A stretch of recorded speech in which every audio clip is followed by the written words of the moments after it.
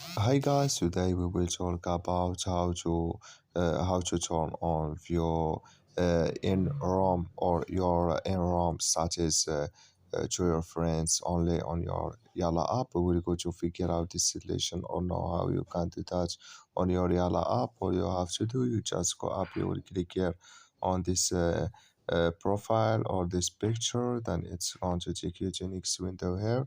Then you just go down here, then you click here on settings, and it's going to take you to next window here. Then you just click here on privacy, and it's going to take you to next window, and you come here to view my in-room status. You would click, then it's going to show for you window like this. You click here on friends only, and like you see now, view my in-room status. It's on your no or friends only. Thank you for your watching. Don't forget to support us by like and subscribe.